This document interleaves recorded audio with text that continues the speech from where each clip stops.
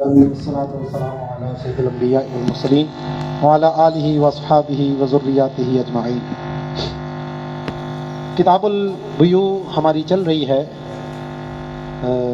آج جو ہم ابتدا کریں گے وہ ہے باب السلم۔ بیع کی ہم نے ابتداً 4 صورتیں پڑھی تھیں، ٹھیک ہے۔ بیع مطلق تھی، بیع صرف تھی، بیع سلم تھی اور بیع معجل تھی۔ تو سلم کے اندر کیا ہوتا ہے کہ پیسے پہلے دیے جاتے ہیں اور مبیع بعد میں لی جاتی ہے۔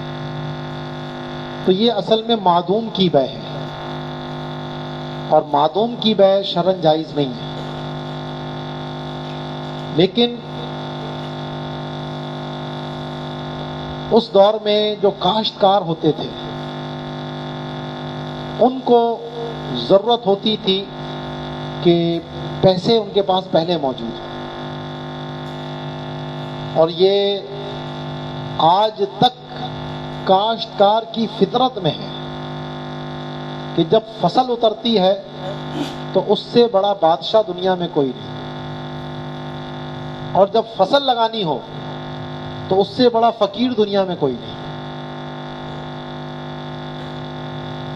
جب فصل اترتی ہے تو گاڑیاں خرید رہے ہیں، موٹر سائیکلیں خرید رہے ہیں، زیور خرید رہے ہیں، شادیاں ہو رہی ہیں، ٹھیک ٹھاک خرچہ کر رہے ہیں۔ اور جب فصل لگانی ہوتی ہے تو پھر کہتے ہیں بھائی تو پیسے دے دے بیج کے، تو کھاد کے لیے دے دے، تو اسپرے کے لیے دے دے۔ آج تک یہی ہے۔ تو اس دور میں بھی یہ ہوتا تھا کہ ان کو فصل کے لیے پیسے چاہیے۔ اب اگر وہ فصل نہ لگائیں تو صرف ان کا ذاتی نقصان نہیں ہے، پورے معاشرے کو اس کا نقصان ہوگا۔ اگر کاشتکار گندم اگانا چھوڑ دے تو آپ پیسے لے کر گھومتے پھریں گے، کہیں سے گندم نہیں ملے گی، سمجھ رہے ہیں؟ تو اس ضرورت کی وجہ سے شریعت نے اس معدوم کی بیع کو جائز رکھا۔ اصلاً تو یہ ان کے لیے آئی تھی، اور ان کی ضرورت تبھی پوری ہوگی جب ان کو پیسے پہلے مل جائیں، مبیع وہ بعد میں دیں گے۔ تو اسی لیے یہاں پر ثمن فوری ادا کرنا لازم ہے تاکہ ان کی ضرورت پوری ہو سکے۔ جس ضرورت کی وجہ سے جواز ہے وہ یہی تھا کہ ان کو پیسے پہلے ملے تاکہ وہ اپنی حاجت پوری کر لیں اور پھر بعد میں مبیع ادا کر دیں۔ سمجھ آ گئی بات؟ تو فرماتے ہوا لغتاً کالسلفی وزناً و معنی۔ سلم کے لیے ایک دوسرا لفظ سلف بھی استعمال ہوتا ہے، اور وزن بھی ایک ہی ہے دونوں کا، سلم اور سلف، اور معنی بھی ایک ہی ہے۔ وشرعاً بیع آجل وهو المسلم فی بعاجل وهو راس المال۔ اب اس بیع سلم، تو سلم کا معنی ہے حوالے کرنا، اور اس میں جو مشتری ہے، خریدار ہے، اس کو رب السلم کہا جاتا ہے اور مسلم بھی کہا جاتا ہے، کیونکہ وہ راس المال حوالے کرتا ہے فوراً۔ ٹھیک ہے؟ تو اس مشتری کو کیا کہتے ہیں؟ رب السلم اور مسلم۔ اور جو بائع ہوتا ہے اس کو کہتے ہیں مسلم الیہ، اور جو مبیع ہوتی ہے اس کو کہتے ہیں مسلم فی، اور جو ثمن ہوتا ہے اس کو کہتے ہیں راس المال۔ یہ اصطلاحیں اس میں استعمال ہوتی ہیں۔ باقی ہے وہی کچھ، وہی بائع ہے، وہی مشتری ہے، وہی ثمن ہے، وہی مبیع ہے، لیکن یہاں ان کے نام اس اعتبار سے کہ قبضہ دینے والا کون، قبضہ کس کو دیا گیا، اور کس چیز کے لیے قبضہ دیا گیا، اور کس کے عوض قبضہ دیا گیا۔ سمجھ آئی؟ تو بے میں اس بے سلم کے اندر جو جہت دیکھی جاتی ہے وہ مشتری کی دیکھی جاتی ہے. اب مشتری کیا کرتا ہے؟ وہ عاجل کو خریدتا ہے. جو مسلم فی ہے وہ بعد میں دی جائے گی. کس چیز کے بدلے میں؟ عاجل یعنی راس المال کے بدلے میں.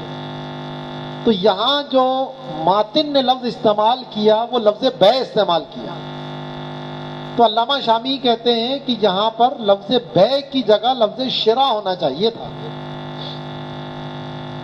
کیونکہ یہاں جو قبضے کی جہت دیکھی جاتی ہے وہ مشتری کی جہت سے دیکھی جاتی ہے، اور یہ جو تعریف ہو رہی ہے یہ بائع کی جہت یعنی مسلم الیہ کی طرف سے ہو رہی ہے. تو بائع عاجل کا مطلب عاجل کو بیچنا، عاجل یعنی راس المال کے بدلے میں. تو یہ تعریف مسلم الیہ کی جہت سے آ رہی ہے. اور سلم کے اندر اصل کون ہے؟ مشتری ہے، اسی لیے اس کو مسلم کہتے ہیں، اسی لیے اس کو رب السلم کہتے ہیں، سلم والا. تو تعریف اس کی جہت سے ہونی چاہیے تھی. تو اس تعریف میں اگر لفظ شرا آ جاتا تو یہ تعریف کس کی طرف سے ہو جاتی؟ مشتری کی طرف سے. یہ علامہ شامی نے پیچھے کافی نیچے گفتگو کر کے پھر یہ بات انہوں نے کہی. اقول، تو پیچھے ہم پڑھ کے آ چکے ہیں کہ بے کا لفظ دونوں معنی میں استعمال ہوتا ہے. بے کا لفظ خریدنے کے لیے بھی استعمال ہوتا ہے، اور یاد ہے شروع میں کتاب البیوع میں. تو اس لیے ماتن پر اعتراض نہیں ہوتا. آپ اس کو ترجمہ خریدنا نہ کریں، بیچنا نہ کریں، آپ اس کا ترجمہ خریدنا بھی کر سکتے ہیں. یہ دونوں کے لیے ہو سکتا ہے. تو اس لیے یہ تعریف درست ہے. لفظ شرا ہوتا تو بہتر کہہ سکتے ہیں آپ کہ اس میں پھر دوسری طرف ذہن نہیں جاتا. لیکن یہ بے کا لفظ چونکہ خریدنے کے لیے بھی استعمال ہوتا ہے تو اس لیے یہ بات بھی درست ہے. اس میں کوئی ایسا غلطی اس کو ہم نہیں کہہ سکتے. یہ میں علامہ شامی کے کلام پر میں نے بات کہی ہے. ٹھیک ہے. تو اب تعریف کیا ہوئی؟ بائع عاجل، عاجل کو خریدنا. اور وہ کیا چیز ہے؟ وہ مسلم فی یعنی مبی بھی عاجل، جو فوری دیا جائے اس کے بدلے میں. اور وہ کیا ہے؟ راس المال. تو یہ اس کی تعریف ہو گئی. اسی سے آپ کو فوائد قیود پتہ لگ گئے کہ اس سے مطلق بے بھی نکل گئی، بے صرف بھی نکل گئی. ٹھیک ہے. اس میں عاجل عاجل ہوتے ہیں دونوں طرف، اور مطلق بے میں نقد اور ثمن ہوتے ہیں، اس میں کوئی قید نہیں ہوتی قبضے کی. لیکن یہاں پر جو ہے وہ عاجل یعنی فوری قبضہ دینا یہ ضروری ہوتا ہے. وَرُكْنُهُ رُكْنُ الْبَيْعِ، اب اس کے جو رکن ہے وہ ساری جو شرائط ہیں بے کی، جو شروع میں نے آپ کو پڑھائی تھی کہ کچھ شرائط عامہ ہیں اور کچھ شرائط خاصہ ہیں. تو ہر بے کے اندر شرائط عامہ کا پایا جانا ضروری ہے، تو وہ اس کے اندر بھی ضروری ہے. حتیٰ ينعقد بلفظ بیع فی الاصح، تو یہ لفظ بے سے بھی بے سلم منعقد ہو جاتی ہے. لفظ سلم ہونا کوئی ضروری نہیں ہے کیونکہ عقود میں اعتبار معانی کا ہے. وَيُسَمَّى صاحب الدراہم رب السلم والمسلم بکسر اللام والمسلمہ بکسر اللام، وَيُسَمَّى الآخر المسلم الیہ والحنطة مثلا المسلم فیہ والثمن رأس المال. یسمہ کا جو پہلا ہوتا ہے وہ نائب الفاعل ہوتا ہے اسم، اور دوسرا جو ہوتا ہے وہ مفعول ہوتا ہے. تو اس لیے پہلا اسم مرفوع پڑھا جائے گا اور دوسرا جو ہے وہ منصوب پڑھا جائے گا. تو جو درہم دیتا ہے درہم والا ہے اس کا نام رب السلم ہوتا ہے اور اس کو مسلم بھی کہتے ہیں، اور جو یعنی مشتری، اور جو دوسرا ہے یعنی بائع اس کو مسلم الیہ کہتے ہیں، اور مثلا گندم جو چیز بیچی جا رہی ہے اس کو مسلم فی کہتے ہیں، اور جو سمن ہوتا ہے اس کو راس المال کہتے ہیں۔ وحکمہ ثبوت الملک للمسلم الیہ ولرب السلم فی الثمن والمسلم فیہ لف ونشر مرتب۔ تو اس کا حکم یہ ہے کہ جو سمن ہے اس میں مسلم الیہ کی ملکیت آ جاتی ہے جب وہ اس پہ قبضہ کر لیتا ہے، اور رب السلم کی ملکیت مسلم فی کے اندر آتی ہے جب وہ اس کے اوپر قبضہ کرے گا، کیونکہ ابھی وہ دین ہوتا ہے، ابھی وہ دین ہے، جب وہ اس پہ قبضہ کرے گا تو اس کی ملکیت اس میں اس کو حاصل ہو جائے گی۔ وَيَسِعُ فِيمَا أَمْكَنَ ضَبْطُ صِفَتِهِ كَجُودَتِهِ وَرِدَاءَتِهِ وَمَعْرِفَةُ قَدْرِهِ كَمَكِيلٍ وَمَوْزُونٍ وَخَرَجَ بِقَوْلِهِ مُثْمَنٍ الدَّرَاهِمُ وَالدَّنَانِيرُ لِأَنَّهَا أَثْمَانٌ فَلَمْ يَجُزْ فِيهَا السَّلَمُ خِلَافًا لِمَالِكٍ وَعَدَدِيٍّ مُتَقَارِبٍ كَجَوْزٍ وَبِيدٍ وَفَلَسٍ وَكُمَثْرَ وَمِشْمِشْ وَتِينٍ وَلَبِنٍ بِكَسْرِ الْبَاءِ وَآجُرٍ بِمِلْبَنٍ مُعَيَّنٍ بُيِّنَ صِفَتُهُ وَمَكَانُ ضَرْبِهِ۔ خلاصہ تو کہتے ہیں کہ اب بیع سلم صرف کیونکہ اس میں جو مبی ہوتی ہے وہ موجود نہیں ہوتی ہے تو وہ ذمے پر آتی ہے بیچنے والے کے، تو ذمے پر جو چیز آ سکتی ہے جس کی صفت کو ضبط کیا جا سکتا ہو، جس کی قدر کے ذریعے تعیین ہو سکتی ہو، صرف انہی چیزوں میں بیع سلم ہو سکتی ہے۔ خلاصتاً کہوں تو مثلی چیزوں میں بیع سلم ہوگی اور قیمی چیزوں میں بیع سلم نہیں ہو سکتی۔ قیمی چیز کیا ہے کہ جس کو اگر تلف کیا جائے تو ضمان قیمت سے لازم ہے، اور مثلی چیز وہ ہے کہ اگر کسی کی وہ چیز تلف کی جائے تو اس پہ ضمان جو ہے وہ مثل سے لازم ہے۔ ایک تو یہ ہے فرق، اور دوسرا یہ کہ قیمت کے اعتبار سے اگر تفاوت ہو اس کے افراد میں تو وہ قیمی چیز کہلاتی ہے، اور اگر قیمت میں تفاوت نہ ہو تو وہ مثلی چیز کہلاتی ہے۔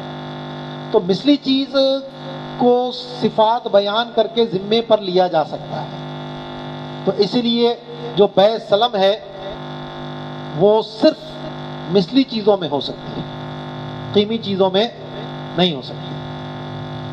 ٹھیک ہے جی، تو کہتے ہیں کہ یہ بیع سلم درست ہوگی ان چیزوں میں جن کی صفت کو ضبط کرنا ممکن ہو، جیسا کہ وہ جید ہے یا ردی ہے تو اس کی کوالٹی کو بیان کیا جا سکے، اور اسی طریقے سے اس کی قدر کی معرفت ہو سکے، اس کی قدر کی معرفت ممکن ہو۔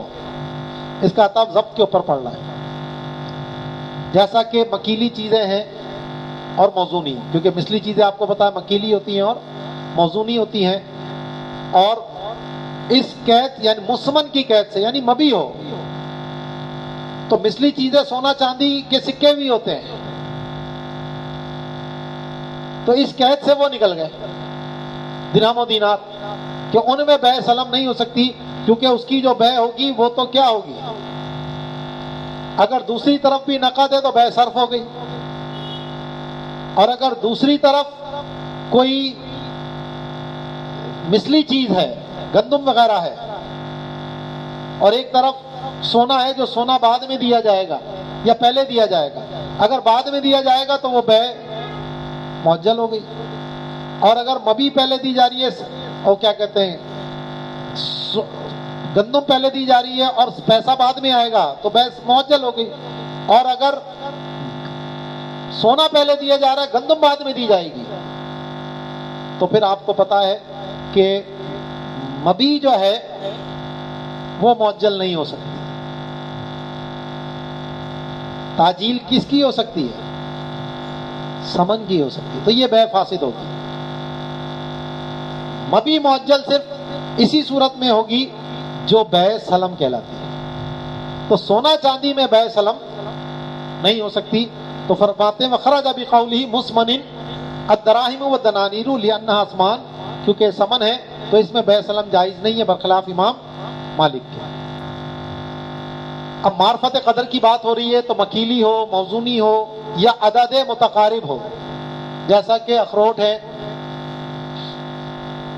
हमारे कराची में किलो से बिकते हैं, लेकिन कश्मीर वगैरह में ये अदद से भी बिकते हैं, सैकड़े के हिसाब से। नहीं पता? कश्मीरी बैठा है ना, अदद से नहीं बिकते, अदद से बिकते हैं ना। सही है। अंडे हैं और फलस फलूस है, कुमसरा, नाशपाती, अमरूद को इजासा कहते हैं, कुमसरा भी कह देते हैं उसको, और मिशमिश, जर्द आलू। जर्द आलू क्या होता है? आड़ू। ठीक है। वह तीन इंजीर,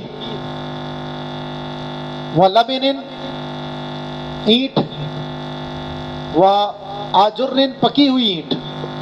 कच्ची ईंट को लबिन कहते हैं और पकी हुई ईंट को आजुर कहते हैं, जिसका पैमाना मुअय्यन हो।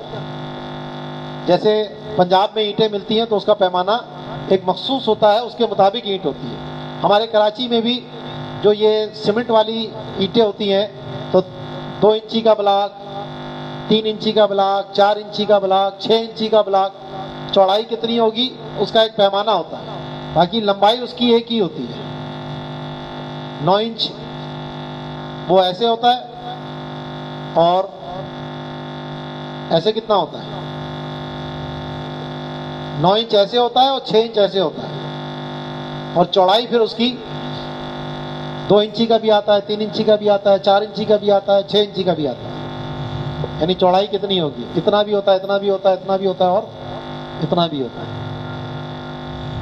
उसके हिसाब से कीमत मुख्तलिफ होती है। फिर उसकी सिफत भी होती है। एक मशीनी ब्लॉक, उसकी कीमत अलग होती है, और ये मसाले से बनाकर जो ब्लॉक बनाया जाता है उसकी कीमत, ये कच्चा होता है, मशीनी ब्लॉक पक्का होता है, मजबूत होता है। तो इसकी भी बै सलम हो सकती है क्योंकि ये मिसली चीज है।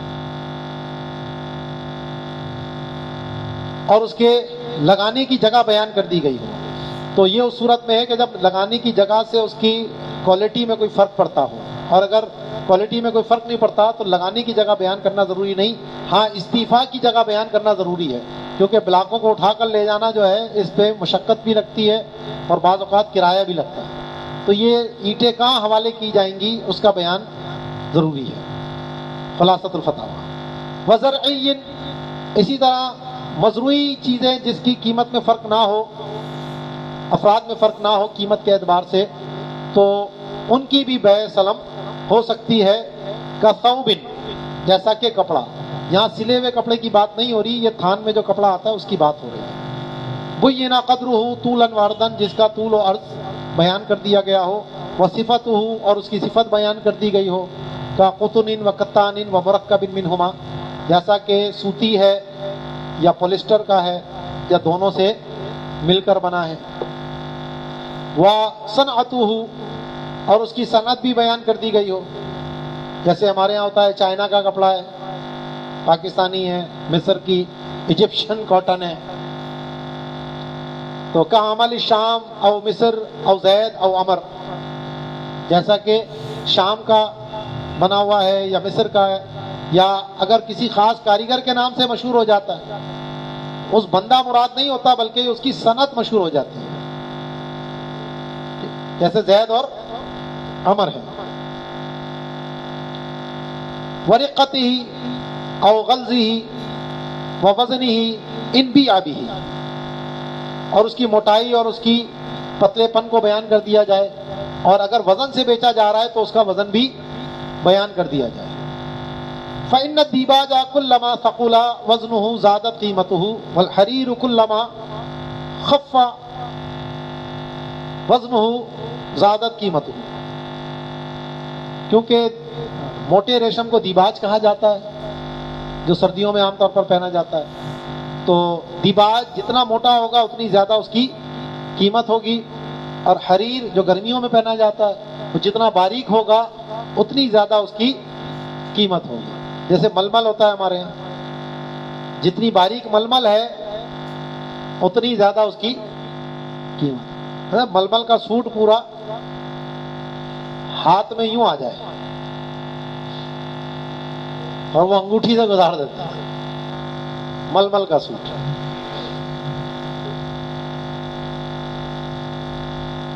تو فلا بد من بیانہ مع الزرع.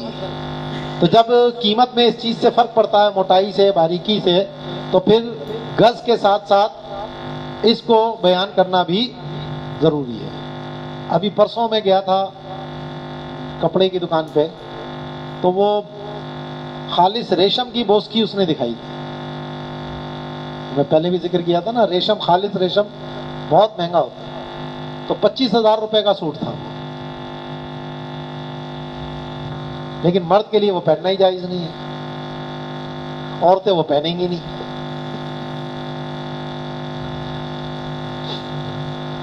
لا یصح فی عدد متفاوت ہوا ما تتفاوت مالیتہ. تو جب یہ بات سمجھ میں آ گئی کہ جس کا ضبط ممکن ہے صفت کے اعتبار سے، جس کی قدر کی معرفت ہو سکے، اسی میں بیع سلم ہو سکتی ہے، تو لہٰذا بیع سلم درست نہیں ہوگی اس عددی میں جس کے افراد میں تفاوت ہو مالیت کے اعتبار سے. کا بطیخن، جیسا کہ خربوزہ یا تربوز، بطیخ دونوں کے لیے کہا جاتا ہے، بطیخ احمر اور بطیخ اصفر. وقرع، کدو، لوکی، و در، موتی، و رمان، انار. فلم یجوز عددا بلا ممیز. تو عدد کے ساتھ ان کی بیع سلم کرنا جائز نہیں ہے جب کوئی تمیز کرنے والی چیز نہ ہو. وما جاز عدن جاز کیلن و وزن. اور جس چیز کی عدد کے ساتھ بیع ہو سکتی ہے اس کی وزن اور کیل کے ساتھ بھی بیع ہو سکتی ہے. جیسے بعض اوقات آتا ہے نا، کوئی کاٹن کے اعتبار سے بھی بیع ہوتی ہے، جیسے کنو آتے ہیں درجن کے حساب سے، لیکن وہ ہول سیل میں جائیں تو کیا ہوتا ہے، پیٹی کے حساب سے. تو یہ پیٹی کیا چیز ہے؟ پیمانہ ہے. تو یہ کیل ہے، ٹھیک ہے نا. تو جس کی عدد کے ساتھ بیع ہو سکتی ہے بیع سلم، اس کی وزن اور کیل کے ساتھ بھی بیع ہو سکتی ہے. اور جو اب تھوڑا بہت ظاہر ہے کہ کوئی چیز دبا کر بھری جائے، خالی جگہ کچھ نہ کچھ رہے گی، تو وہ عرفاً معاف ہوتی ہے، اس طرف توجہ نہیں ہوتی. نہر الفائق نے بات کی. فَيَصِحُ فِي سَمَكٍ مَلِيحٍ وَمَالِحٍ لُغَةٌ رَدِيَةٌ. اب سوکھی مچھلی جو نمک لگا کر بیچی جاتی ہے تو اس کی بیع سلم ہو سکتی ہے، کیونکہ یہ مثلی چیز ہوتی ہے، یہ وزن سے بیچی جاتی ہے. اس کا گوشت جو ہے مچھلی کا سکھا لیا جاتا ہے. عام طور پر جو بنگالی حضرات ہیں وہ ان کے یہاں بہت کھائی جاتی ہے، بہاریوں کے یہاں بھی کھائی جاتی ہے. تو باقی یہ پنجاب والے جو ہے ان کو تو پتہ بھی نہیں ہوگی یہ سوکھی مچھلی بھی کوئی چیز ہوتی ہے. وہ نہیں بھائی، وہ الگ چیز ہے. گرل مچھلی تو تازی مچھلی ہوتی ہے. وفی طریٍ، تازہ مچھلی کے اندر بھی بیع سلم ہو سکتی ہے. حین یوجد وزنا و درما. لیکن یہ بیع اس وقت ہوگی کہ جس وقت وہ مارکیٹ میں دستیاب ہو، کیونکہ آگے ہم بیع سلم کی شرائط پڑھیں گے کہ بیع سلم کی شرائط میں سے یہ کہ عقد کے وقت سے لے کر ادائیگی تک وہ چیز مارکیٹ میں دستیاب ہونی چاہیے، اور اس کی جو بیع ہے وہ وزن کے اعتبار سے ہو، اور اس کی نوع بیان کر دی جائے. کیونکہ جناب 100 روپے کلو مچھلی بھی ہے اور 5,000 روپے کلو بھی مچھلی ہے. 100 روپے بھی مچھلی ملتی ہے اور 5,000 روپے بھی ملتی ہے. تو اب آپ جب تک اس کی صفت بیان نہ کریں اسی طرح اس کا سائز سے بھی فرق پڑتا ہے، بھائی کلو کا کم سے کم دانہ ہوگا، کیونکہ چھوٹی مچھلی کا ریٹ کم ہوتا ہے، بڑی مچھلی کا ریٹ اچھا ایک حد سے زیادہ بڑی مچھلی ہو جائے تو اس کا ریٹ بھی گر جاتا ہے۔ ایک مناسب سائز جو ہوتا ہے اس کی قیمت زیادہ ہوتی ہے، کیونکہ جتنی بڑی مچھلی ہوتی ہے پھر اس کے اندر مرکری کا لیول زیادہ ہوتا ہے، تو وہ نقصان دہ ہوتا ہے پھر انسانی صحت کے لیے۔ اور جو درمیانی مچھلی ہوتی ہے اس کے اندر کانٹے ذرا سائز میں بڑے ہو جاتے ہیں تو نظر آنے لگتے ہیں، چھوٹے ہوتے ہیں تو اس میں کانٹے باریک ہوتے ہیں، وہ لگنے کا خطرہ زیادہ ہوتا ہے۔ تو یہ ساری چیزوں سے قیمت میں کیا آتا ہے؟ فرق آتا ہے۔ اور اسی طرح جو نوع ہے، مچھلی کی انواع ہیں، سرمئی مچھلی اور اسی کی دیکھا دیکھی آپ کھگا لے لیں یا رنجی لے لیں تو وہ 400-500 روپے کلو مل رہی ہے، اور سرمئی جو ہے وہ 1500-1800 روپے 2000 روپے کلو مل رہی ہے۔ اور یہ جو گلی محلے میں بیچنے آتے ہیں وہ اسی کو سرمئی کہہ کے بیچ رہے ہوتے ہیں۔ جیسے پنجاب میں ہر مچھلی سرمئی وہ ہے، کیا کہتے ہیں، روہو ہے، اور یہاں ہمارے کراچی میں ہر مچھلی جو ہے وہ سرمئی ہے۔ جن کو نہیں پتا وہ بیچارے کھا رہے ہوتے ہیں۔ تو اس کی دربن اس کی ای نوعن، تو یہ قید ہے دونوں کے لیے، یعنی سمک ملی ہو یا سمک تری ہو، دونوں میں اس کی نوع بیان کرنا یہ ضروری ہے۔ لا عدد، عدد سے اس کی بے نہیں ہو سکتی، للتفاوتی، کیونکہ اس میں فرق ہوتا ہے۔ ولو صغارا جاز وزنا وکیلا، اور اگر چھوٹی مچھلیاں ہیں تو اس کی بے وزن اور کیل دونوں سے جائز ہے۔ جو عام طور پر یہ فیڈ وغیرہ کے لیے استعمال ہوتی ہیں، اتنی اتنی سی مچھلیاں، تو وہ کیا ہے، کریٹ بھر کر یا سوزوکی بھر کر وہ بیچ رہے ہوتے ہیں، تو اس کی وہ پیمانہ ہی ہو گیا ایک قسم کا، تو اس کی بے کیل کے ساتھ بھی جائز ہے۔ وفی الکبار روایتان مشتبہ، اور کیل کے ساتھ وزن کرنے میں دو روایتیں ہیں، لیکن ایسا یہ ہے کہ یہ منع ہے۔ لا فی حیوان ما، کسی بھی حیوان کے اندر بے سلم جائز نہیں ہے۔ اس میں عقلی بھی بحث ہے اور نقلی بھی ہے۔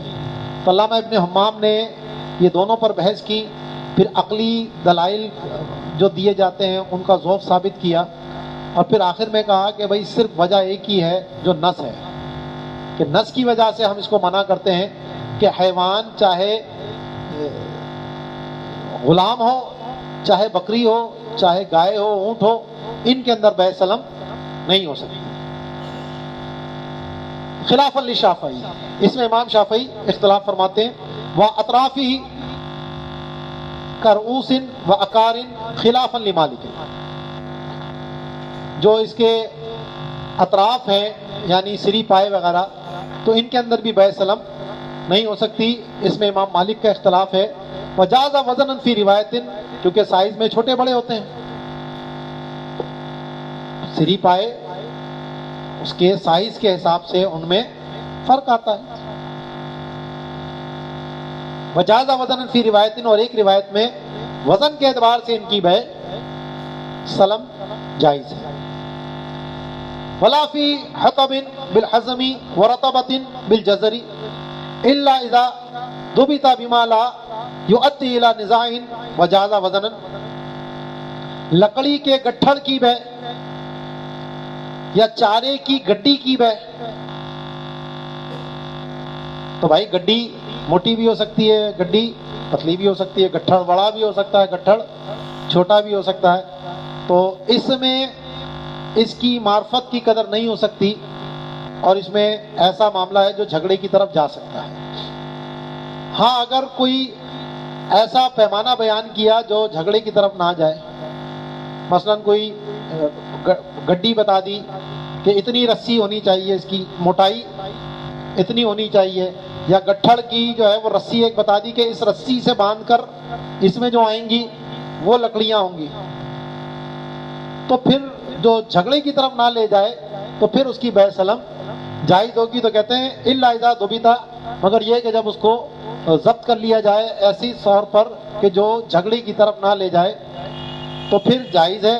وجاز وزنن، اور لکڑی کی بے وزن سے ہو یا چارے کی بے وزن سے ہو بے سلم کے طور پر تو یہ جائز ہے. فتح القدیر نے بات کہی. وجوہر وخرز الا صغار لؤلؤ تباع وزنا لانه انما يعلم به. اسی طرح جو جواہرات ہیں اور جو موتی ہیں تو ان کی بے سلم بھی نہیں ہو سکتی، کیونکہ ان کی جو سائز ہے اس کے اعتبار سے اس کی قیمتیں کیا ہوتی ہیں؟ مختلف ہوتی ہیں. اس کی چمک کی وجہ سے قیمتیں مختلف ہوتی ہیں، تو یہ قیمتی چیزیں ہوتی ہیں. مگر یہ کہ اتنے چھوٹے موتی ہیں کہ جو وزن سے بیچے جاتے ہیں تو پھر ان کی بے سلم ہو سکتی ہے، کیونکہ وزن کے ذریعے ہی ان کا علم ہوتا ہے. ومنقطع لا يوجد في الاسواق من وقت العقد الى وقت الاستحقاق ولو انقطع في اقليم دون اخر لم يجوز في المنقطع. لو انقطع بعد الاستحقاق خير رب السلام بين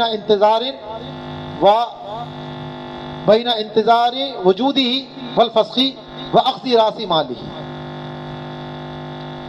اب جو چیز مارکیٹ میں دستیاب نہ ہو تو اس کی بھی بے سلم نہیں ہو سکتی، کیونکہ میں نے ابھی بتایا کہ بے سلم کے لیے ضروری ہے کہ وقت عقد سے لے کر وقت ادا تک وہ چیز مارکیٹ میں دستیاب ہونی چاہیے.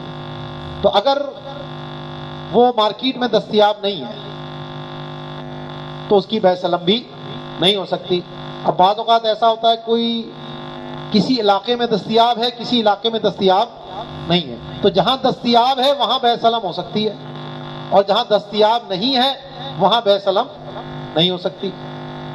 اچھا، بعض اوقات یہ ہے کہ جس وقت عقد کیا اس وقت تو دستیاب تھی، پھر اچانک مارکیٹ میں شارٹ ہو گئی، جب ادائیگی کا وقت آیا تو وہ دستیاب ہی نہیں ہے. تو اب رب السلم کو دو چیزوں کا اختیار ہے، یا تو انتظار کرو جب وہ مبی دستیاب ہوگی تو آپ کو حوالے کر دی جائے گی، یا پھر عقد کو فسخ کرو اور جو راس المال لیا تھا وہ وصول کر لو. کسی اور چیز کی طرف اس کے متبادل نہیں ہو سکتی. جو دین ہے اس دین میں کوئی تبادلہ نہیں ہوگا. تو فرماتے ہیں جو منقطع ہے اس میں بھی بے سلم نہیں ہوگی. جو بازاروں میں نہ پائی جائے، گھروں میں پائی جائے، اس کا اعتبار نہیں ہے، بازار میں پایا جانا ضروری ہے عقد کے وقت سے لے کر استحقاق کے وقت تک. اور اگر کسی علاقے میں منقطع ہو، دوسری جگہ منقطع نہ ہو، تو پھر منقطع والے علاقے میں بے سلم جائز نہیں ہوگی. اور اگر استحقاق کے بعد منقطع ہو گئی تو رب السلم کو اختیار ہے کہ اس کے وجود کا انتظار کرے یا فسخ کر دے اور اپنے راس المال کو لے لے. وَلَحْمٍ وَلَوْ مَنْزُوعَ عَزْمٍ وَجَوَّزَاهُ إِذَا بُيِّنَ وَصْفٌ وَمَوْضِعُهُ لِأَنَّهُ مَوْزُونٌ مَعْلُومٌ. وَبِهِ قَالَتِ الْأَئِمَّةُ الثَّلَاثَةُ وَعَلَيْهِ الْفَتْوَى بَحْرٌ وَشَرُّ مَجْمَعٌ. لكن في القحطاني أنه يصح في المنزوع بلا خلاف، إنما الخلاف في غير المنزوع فتنبه، لكن صرح غيره بالروايتين فتدبر، ولو حكم بجوازه صح اتفاقا بزازية. اب گوشت کی بے، تو گوشت کی بے ایک روایت تو یہ ہے کہ چاہے وہ ہڈیوں سمیت ہو یا ہڈیوں کے بغیر ہو، دونوں صورتوں میں اس کی بے سلم درست نہیں ہے. اور یہ امام صاحب کے نزدیک ہے، کیونکہ امام صاحب کے نزدیک جو گوشت ہے وہ قیمتی چیز ہے. جب قیمتی چیز ہے تو اس کی بے سلم نہیں ہو سکتی. صاحبین کے نزدیک اگر وہ ہڈیوں سے الگ ہے، صرف گوشت ہے، تو پھر وہ مثلی چیز ہے، اور جب مثلی چیز ہے تو اس کی بے سلم ہو سکتی ہے. اور ائمہ ثلاثہ کا بھی یہی قول ہے، اور عرف بھی ہمارا یہی ہے کہ جب بغیر ہڈی کے گوشت کی بات کرتے ہیں تو پھر کہیں سے بھی دے دیا جاتا ہے، ران سے ہو، دستی سے ہو یا کمر سے ہو، تو بغیر ہڈی کا گوشت ہے وہ لے لیا جاتا ہے، اور وہ مثل ہی سمجھا جاتا ہے. ہمارے یہاں 1 کلو دوسرے 1 کلو کی مثل ہے. بغیر ہڈی کے گوشت کی قیمت الگ ہوتی ہے، ہڈی والے گوشت کی قیمت الگ ہوتی ہے. تو اس لیے پھر عرف بھی یہی ہے، تو فتویٰ بھی صاحبین کے قول پر ہے. تو ماتن نے جو یہ کہا تھا کہ گوشت کی بے بھی بے سلم نہیں ہو سکتی اگرچہ وہ ہڈیوں سے الگ ہو، تو اس کے اوپر استدراک کر کے کہتے ہیں کہ کوہستانی نے یہ کہا کہ اگر ہڈیوں کے ساتھ ہے تو اختلاف ہے، اگر ہڈیوں کے بغیر ہے تو پھر اس میں اختلاف نہیں ہے، لیکن علامہ حسکفی کہتے ہیں کہ صحیح یہ ہے کہ یہ دونوں روایتیں موجود ہیں۔ ایک روایت میں تو ہڈیوں کے بغیر گوشت کی اجازت ہے، اور ایک میں چاہے وہ ہڈیوں کے بغیر ہی کیوں نہ ہو تب بھی اس کی اجازت نہیں ہے۔ تو بہرحال مفتہ بھی قول یہ ہے کہ اگر بغیر ہڈی کا گوشت ہے یا اسی طریقے سے ہڈی والا ہے اور جگہ بیان کر دی جائے بھائی دستی کا گوشت چاہیے، جیسے تھا نا ران چاہیے پوری، یا سینے کا گوشت چاہیے یا پٹ کا گوشت چاہیے، تو پھر اگر یہ بیان کر دیا جائے تو پھر اس کی بے سلم ہو سکتی ہے، کیونکہ پھر وہ مثلی مانا جاتا ہے۔ جانور کی عمر بھی بیان کر دی جائے کہ بچیا ہے، گائے ہے یا بیل ہے یا کٹا ہے آپ کے ہاں، تو پھر اس میں اختلاف نہیں رہتا۔ تو کہتے ہیں کہ گوشت کی بے بھی جائز نہیں ہے اگرچہ وہ ہڈیوں سے جدا ہو، اور صاحبین نے اس کی اجازت دی جب اس کا وصف اور اس کی جگہ بیان کر دی جائے، یعنی کمر کا گوشت ہے، گردن کا گوشت ہے، بازو کا گوشت ہے، کیونکہ یہ موضوعی چیز ہے اور معلوم ہے، اور یہی ائمہ ثلاثہ نے کہا اور اسی پر فتویٰ ہے، بحر الرائق اور شرح مجمع نے کہا۔ لیکن کوہستانی نے کہا کہ یہ لاکن جو ہے یہ ماتن پر استدراک ہو رہا ہے، کہ کوہستانی میں یہ ہے کہ منزوع کے اندر یعنی جو ہڈیوں سے جدا ہے اس میں بے درست ہے بغیر کسی اختلاف کے، یعنی امام صاحب کا اس میں اختلاف نہیں ہے، اور خلاف تو غیر منزوع کے اندر ہے، تو بس اس پہ متنبہ ہو۔ لیکن دیگر علماء نے صراحت کی ہے دونوں روایتوں کی، فتدبر، تو اس لیے جو ماتن نے بات کہی ہے وہ بھی درست ہے، اس کو غلط نہیں کہہ سکتے۔ اور اگر قاضی نے اس کے جواز کا حکم دے دیا تو آپ کو معلوم ہے جب قاضی کی قضا آ جائے تو وہ اختلاف کو کیا کرتی ہے؟ دور کر دیتی ہے، تو پھر تو بالاتفاق جائز ہو جائے گا۔ ٹھیک ہے جی۔ وفی العین انہ قیمی عندہ مثلی عندہما، علامہ بدر الدین عینی فرماتے ہیں کہ یہ گوشت جو ہے وہ امام صاحب کے نزدیک قیمی ہے اور صاحبین کے نزدیک مثلی ہے۔ اصل اختلاف اس وجہ سے ہے، ولا بمکیال وذراع مجہول قید فیہما وجوزہ الثانی فی الماء قربا للتحمل فتح القدیر۔ اچھا، ایسا کوئی پیمانہ یا ایسی ذرا جس کی مقدار معلوم نہ ہو تو اس کے ذریعے بھی بے سلم نہیں ہو سکتی۔ یہ مجہول کی قید مکیال میں بھی ہے اور ذرا میں بھی ہے۔ اور امام ابو یوسف نے پانی کے مشکیزے میں تعامل کی وجہ سے اجازت دی ہے۔ پہلے جو ہے مشکیزے کے ذریعے پانی گھروں میں بھرا جاتا تھا، تو اب نئی مشک ہے تو اس میں لچک کم ہوتی ہے تو پانی کم آتا ہے، اور جو پرانی جتنی ہوتی جاتی ہے اس میں لچک زیادہ ہوتی جاتی ہے تو وہ پانی اس کے اندر زیادہ آتا تھا۔ تو امام ابو یوسف نے تعامل کی وجہ سے اس کو جائز کہا کہ اس کے اندر کیونکہ لوگ اتنا فرق نہیں محسوس کرتے تو اس لیے یہ شرعاً جائز ہے۔ ٹھیک ہے جی۔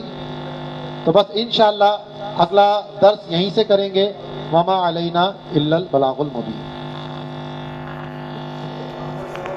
وعلیکم السلام۔ جب پڑھ رہے ہوتے ہیں نا تو وہاں سلام کرنا ہی منع